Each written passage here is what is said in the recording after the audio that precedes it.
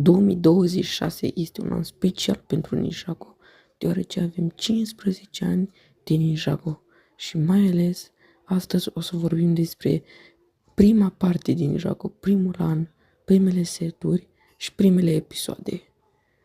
Avem multe seturi, multe spinere, multe seturi mici, polybag-uri.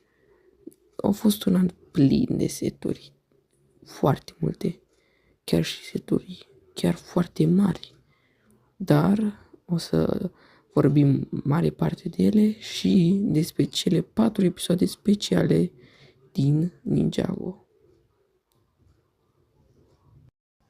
2026 este un an special pentru Ninjago, deoarece avem 15 ani de Ninjago și mai ales astăzi o să vorbim despre prima parte din Ninjago, primul an, primele seturi și primele episoade.